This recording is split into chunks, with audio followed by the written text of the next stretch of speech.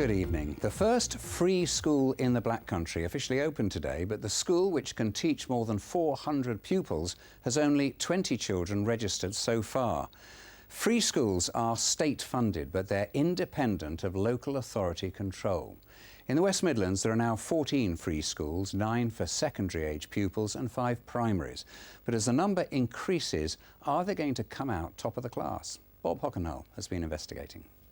Welcome to Anand Primary. It's Wolverhampton's first free school, and with just 20 pupils, almost certainly the city's smallest. Are you concerned that there's only 20 pupils here?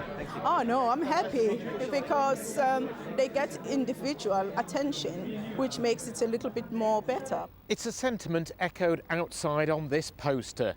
"This school is brilliant," is the quote from one parent, but with so much being spent on so few pupils, is it really value for money?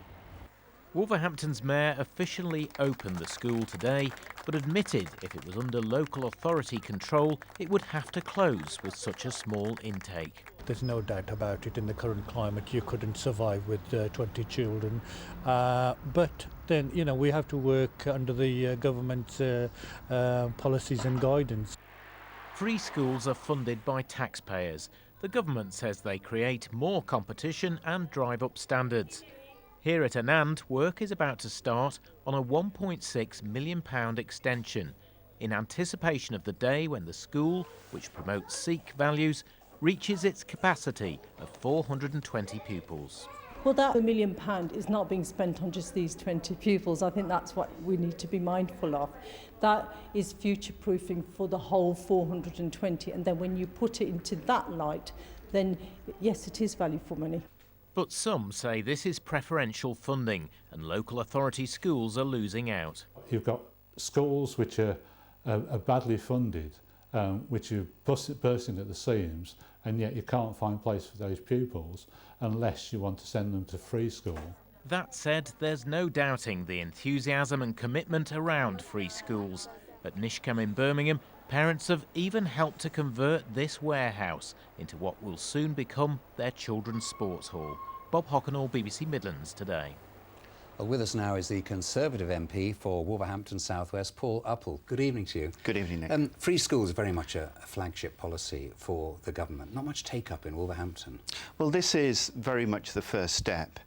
And I think what we're really doing is planting a seed for the future. We saw in the piece there'll be capacity for 420 children eventually when it's fully operational. And you can't deny that we have had issues around education in Wolverhampton, and I'm hoping this school can actually be a real beacon for educational excellence in the city. Can it make up those numbers? I think it will eventually. People are obviously a bit reticent. I think you saw from the clip there, most of the children who go to that school are not actually Sikh. It's open to everybody. It's going to stretch these kids in all sorts of interesting different ways. And you saw from the parents, that's more important than what I say. The parents actually love it there as well. And are free schools as a concept working? I think it's going to take a bit of time. We have to challenge the status quo. I was talking about Wolverhampton there. Traditionally, we've had real issues around educational underachievement.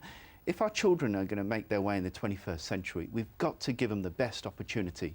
What price can you put on a child's education? Yeah, but unions say they're unaccountable. That is quite a worry.